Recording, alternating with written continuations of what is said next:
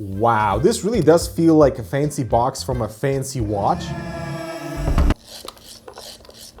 Okay, maybe not. We find ourselves with a really interesting situation because the Razer Viper Mini Signature Edition, I did not attend the briefing, Michael did. I am Mike. And so when he was briefing me on it, my mind was being blown because I was like, from the sidelines, you know, hearing the price for the first time, hearing what they were trying to achieve and all that stuff, and I wasn't buying it. So after using it for a couple of weeks, I'm still not buying it. The main thing though is, how does this $280 mouse from Razer compete with the original Viper Mini, which is around $28 on sale or around $39, so 10 times less. So here's the original Viper Mini, and the Signature Edition shape-wise feels identical. It's less than 1 millimeter larger in all directions, but whatever. Of course, now this thing is wireless with 4,000 hertz polling versus 1,000 on the Viper Mini. But if you do connect it with a cable, that only allows you 1,000 hertz. So the dongle is the only way you can reach 4,000 hertz. 4,000 hertz polling with dead space is not a problem. Plays just fine without any hiccups, but strangely, with 4,000 hertz polling and aim lab, you can see what's happening, right? In terms of the stutter. It's like just something is happening. As soon as you start to move anything quickly, there is a little engine bottleneck or something, so we get stutter. But as soon as I switch to 2,000 hertz polling, and oh boy, as soon as I switch to 2,000 hertz, absolutely no stuttering on the mouse, and I can just go in. Escape from Tarkov does not like 4,000 hertz. Like if you're moving slowly, everything's fine, but as soon as you start to increase the speed, the engine is like freaking out. What the hell is happening with 4,000 hertz? So no good here. You have to go with 2,000 hertz there. So right now I switched to 2,000 hertz and everything is back to normal and I can play.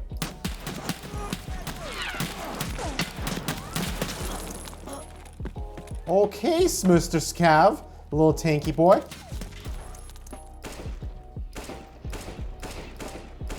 CSGO, 4,000 hertz polling, absolutely not a problem. Everything is smooth as butter, as you would expect.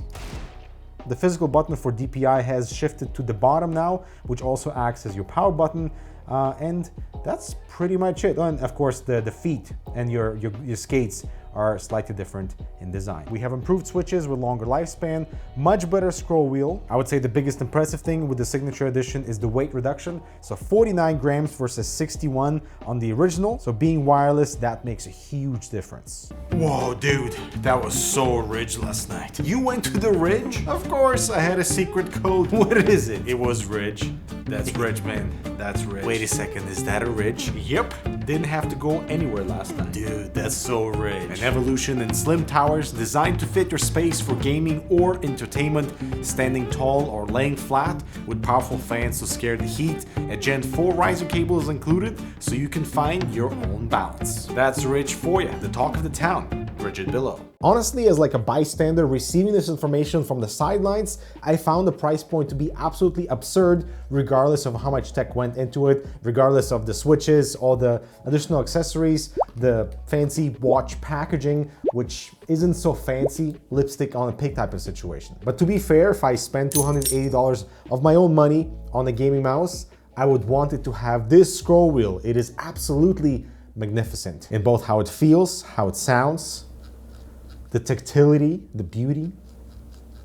One of the reasons why this thing is so expensive is the process behind creating this perforated magnesium alloy shell. It's a challenging actual manufacturing process to get us to this point where everything is smooth and beautiful texture and painted perfectly, because it starts with magnesium alloy, goes through a processing of refinement, it's just not an easy molding like plastic. So that is primarily one of the reasons why this thing is so expensive. Like nothing is creaking, that's fine, but more importantly, I find the texture of this material to be so much more pleasant than any other plastic that has come to touch these fingertips. It's actually quite funny for a company that's never done perforations on the mouse shell because they didn't have to. They could still achieve a lightweight frame with a solid shell. Now, my fingers fit through that. These are some of the biggest holes on the mouse shell ever. But to give Razer some credit, the battery, the black PCB, some text, all combine into a beautiful cohesive design, you know? There are a few nuances about this magnesium alloy. So first of all, it is slightly cooler to the touch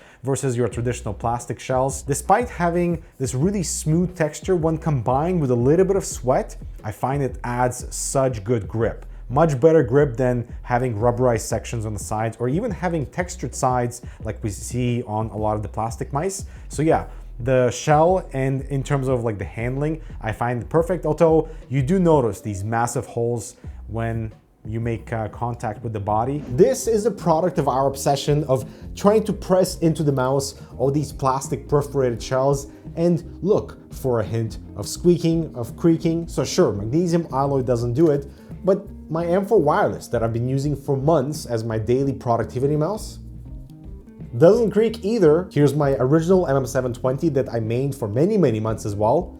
Perforated shell, nothing's creaking either.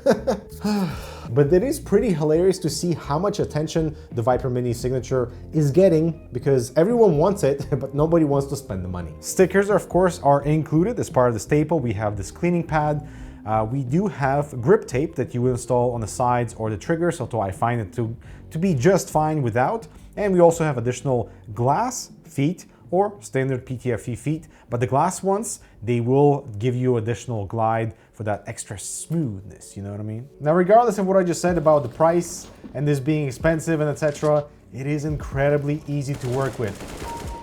Just being wireless, it's an incredibly small mouse, but like fits into large hands so well.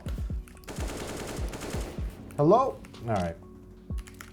You know what? Let's try it out.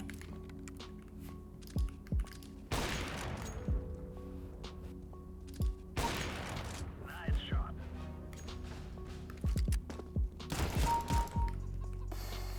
Dirty.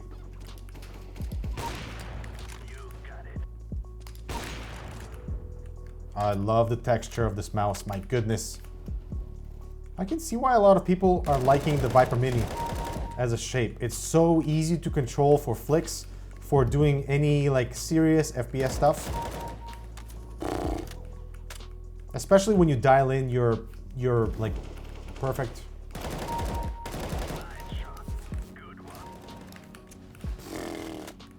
Yeah, when you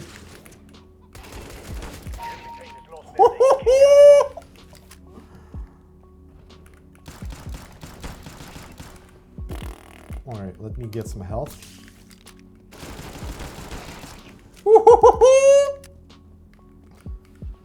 All right, I'm holding short, I guess.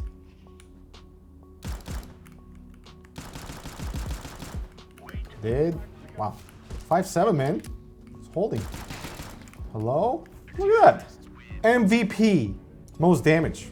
Nice. All thanks to the signature, you know what I mean? Interestingly, Razer tells us that this thing was supposed to launch alongside the Viper Mini originally 2 years ago, but because of the state of the world at the time and supply issues, that was not possible. And we were also told that a standard wireless Mini is coming soon. That's not going to be the signature edition, and I'm very excited about that because as a shape, as a lightweight body, I feel like it's going to be a right mouse for a lot of people. I'm really interested to see this material trickle down because the price point, you know, that's very experimental. Let's leave no stones unturned in how Razer can, you know, advance their technology forward.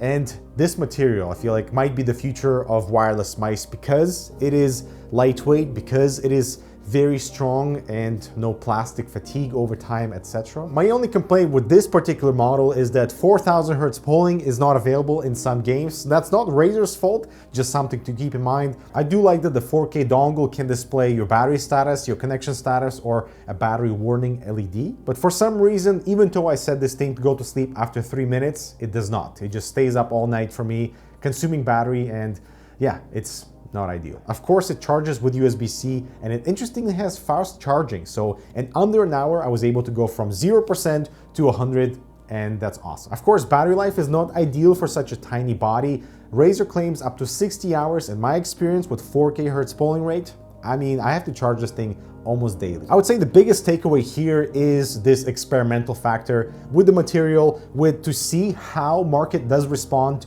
to such an outrageous price point and what Razer is trying to achieve. So let us know in the comments how you feel about the Signature Edition. Definitely more will come soon from Razer with the Signature Editions, probably for the Death Adder, probably for the Basilisk, and maybe the slightly larger Viper too. Who knows? I'm Dmitry. Thanks so much for watching.